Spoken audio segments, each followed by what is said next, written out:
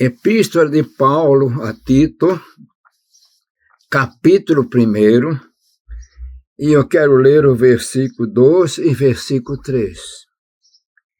Em esperança da vida eterna, a qual Deus, que não pode mentir, prometeu antes dos tempos dos séculos, mas a seu tempo manifestou a sua palavra pela pregação que me foi confiada, segundo o mandamento de Deus, nosso Salvador. Meus irmãos, uma palavra de grande profundidade e uma revelação profunda.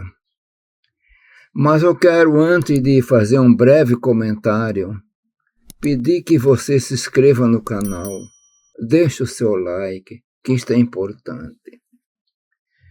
Paulo está dirigindo essa carta movida pelo Espírito Santo.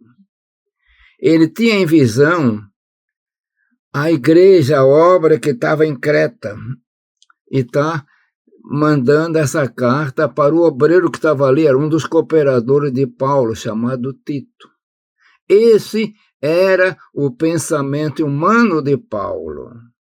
Escreveu dentro da necessidade que ele estava vendo para a igreja, mas movendo, inspirando, estava o Espírito Santo, iluminando a sua palavra para trazer mensagens tão profundas que hoje nos serve de revelação poderosa e instruções tão maravilhosas, porque a palavra é santa. A palavra foi preparada, movida e usada pelo Espírito Santo através de homens santos que escreveram a palavra. E agora ele fala, em esperança da vida eterna. Meus irmãos e vocês que me ouvem neste dia, há no coração do homem uma esperança de vida eterna. Por quê? Porque dentro do homem, embora agora desfigurado pelo pecado original que todos nós ficamos participantes, então tem uma reminiscência à vida eterna, porque foi dado para o homem a vida eterna, mas ele perdeu a vida eterna. E a palavra, então, ela fala, há em nosso ser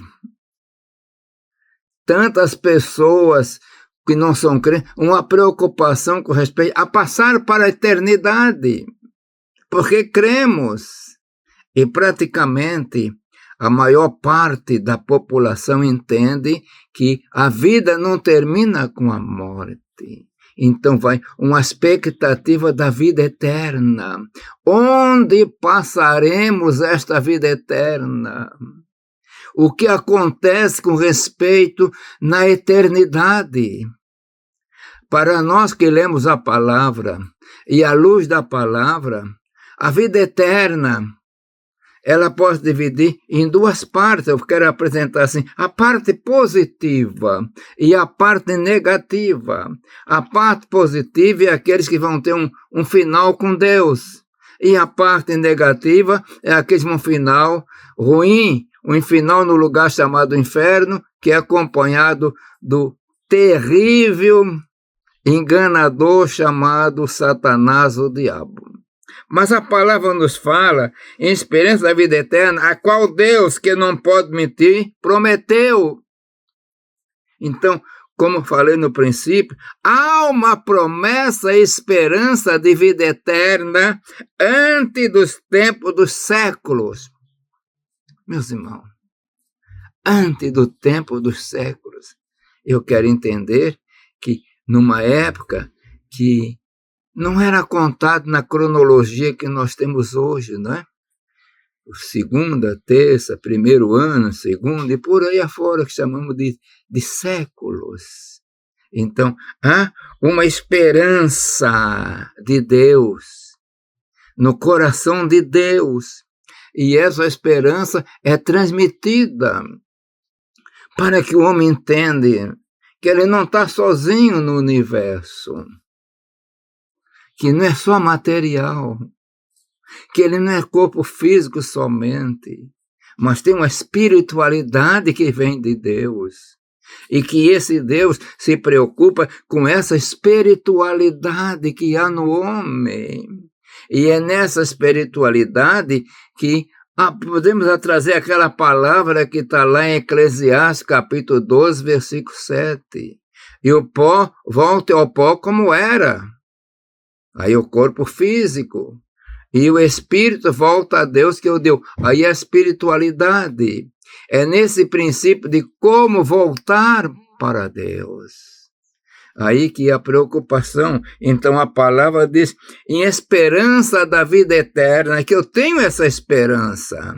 A maior parte daqueles que estão me ouvindo, que são crentes, tem essa esperança.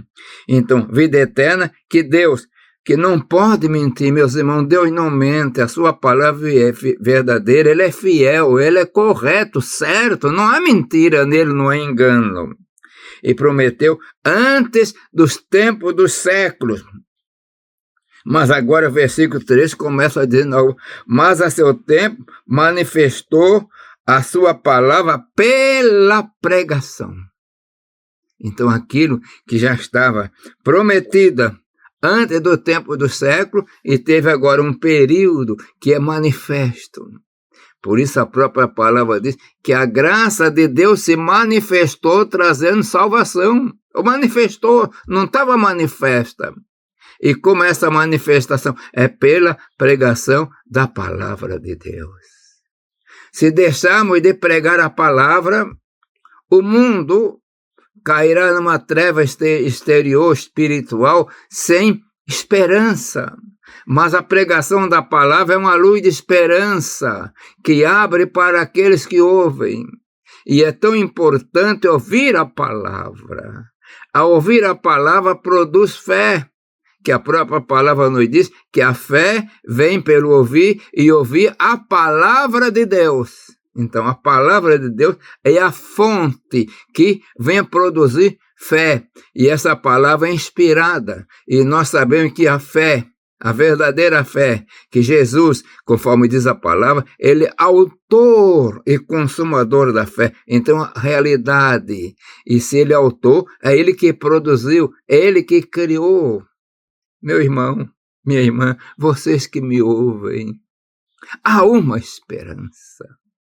Um dia, mais cedo ou mais tarde, todos terão que ter um encontro com Deus através da passagem para a eternidade. E como será o encontro? Como tu vai te encontrar? Tu está preparado para chegar diante do julgamento final do trono branco? Quando vai abrir seus livros? Isso é coisa importante. Abra seu livro, e abra um livro também, que é o livro da vida. E a palavra é categórica, que todos aqueles que não forem escritos no livro da vida serão lançados no lago de fogo. Isto é o final. Mas, para que o teu nome seja escrito no livro da vida, é o livro da vida do Cordeiro, é preciso que você creia. E para isso é que vem a palavra, que Deus a seu tempo manifestou a sua palavra pela pregação. Aqui Paulo diz que foi confiada a ele, mas hoje essa pregação é confiada a nós, para anunciar, para proclamar que existe uma eternidade.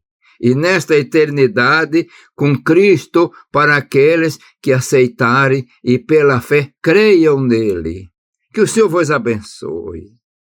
Creia no Senhor Jesus Cristo. Aceite Ele como teu Salvador, para ter a certeza que o teu nome está escrito no livro da vida e tenhas uma eternidade de bênção e paz na presença de Deus. Amém. Pai eterno, Deus de amor e bondade. Senhor, eu quero pedir por todos aqueles que estão me ouvindo e vendo neste momento, Senhor, para que possam andar de uma maneira que tem esperança. E aqueles, Senhor, que até agora não ouviram a palavra, que pelo teu poder, penetre em suas vidas, eles venham crer para ter esperança de vida eterna. Pai eterno, eu peço em nome de Jesus. Amém.